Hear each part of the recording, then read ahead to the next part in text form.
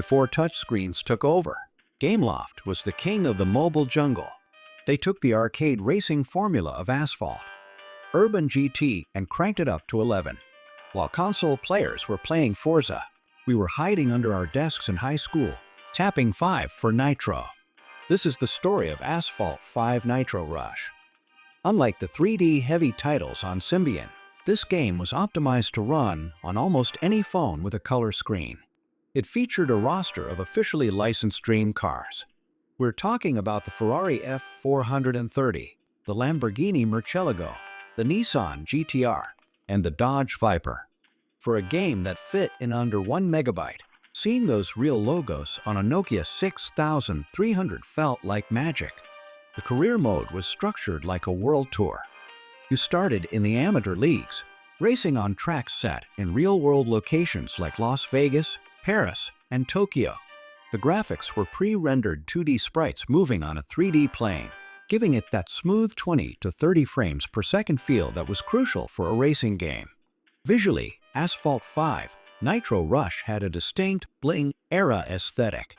The menus were chrome and neon. The tracks had destructible elements. You could knock down lampposts, phone booths, and signs, which would scatter into 2D particles behind you. And, of course, there were the police. Ramming cop cars was a side objective in almost every race. If you wrecked, your car would flip in slow motion, a spectacle that never got old. The Nitro Rush mode wasn't just a name, it was a specific gameplay challenge. You had to fill a specific meter, and when you triggered the rush, the music would distort, the screen would blur, and your car would go into a near uncontrollable hyperspeed state. You had to weave through highway traffic at breakneck speeds to extend the timer.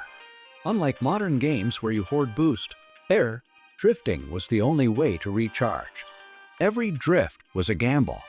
Do you hug the wall to be safe, or do you risk a high-angle drift for that extra nitro tank? The physics where arcade cars didn't really turn so much as they slide, but mastering that slide was the key to beating the rival racers. In 2004, the mobile phone was barely a gaming device. You had Snake on your Nokia and maybe a pixelated version of Tetris. But if you were lucky enough to own a high-end color screen Java phone, something like a Sony Ericsson T630 or a Nokia 6600, I'm talking about a game that had absolutely no right to be as good as it was. It was called Tom Clancy's Splinter Cell: Pandora Tomorrow, and it was developed by a French studio named Gameloft. To understand how crazy this was, you have to understand the tech limitations. The console version of Pandora Tomorrow was built on the Unreal Engine 2. It was a fully 3D, lighting-driven stealth experience. Gameloft had already proven they could do this with games like Prince of Persia: The Sands of Time, but Pandora Tomorrow pushed the limits of the J2ME platform. They managed to cram and digitize voice clips, actual music, and fluid animations into a file size that was often under 200 kilobytes. To put that in perspective, a single high-resolution JPEG photo on your phone today is bigger than this entire game. For a phone screen in 2004, they were jaw-dropping. You had grungy submarine interiors, dense jungle skylines, and that iconic green glow of Sam Fisher's tri-lens goggles cutting through the pixelated darkness. Who made this bizarre title? The developer is listed as Moby Trail. Now, Moby Trail wasn't exactly a household name like Gameloft or E-Mobile.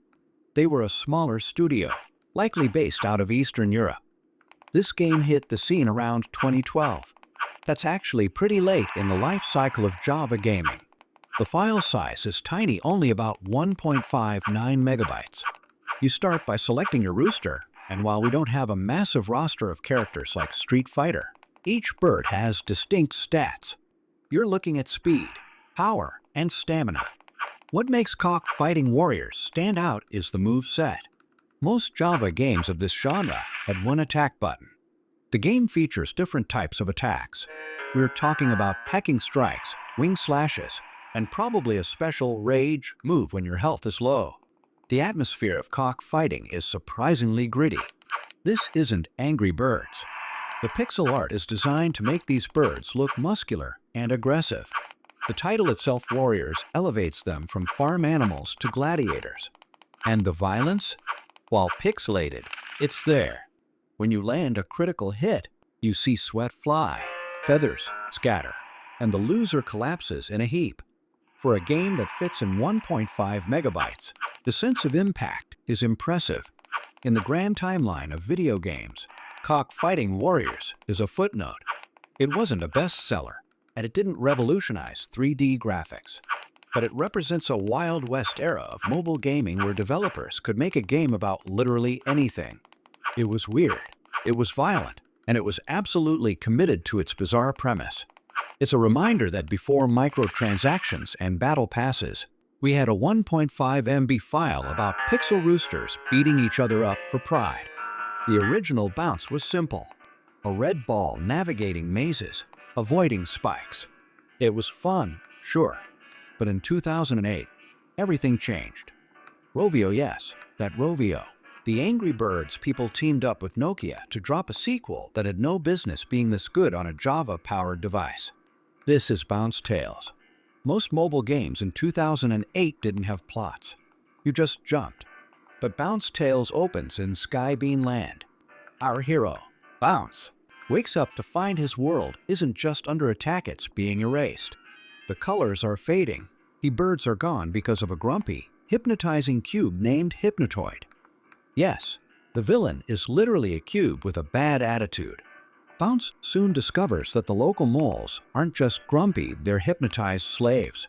Your walk through the forest quickly turns into a fight for survival against mind-controlled creatures. You destroy a machine sucking the life out of the environment, and that's just the tutorial. For a game about a bouncing ball, the stakes are surprisingly high. Scattered across the 15 chapters are 450 hidden eggs. This was Rovio planting the seeds for what would become Angry Birds, a love for collectibles. You don't just need to reach the exit, you need the eggs. Collect enough, and you unlock the bonus levels.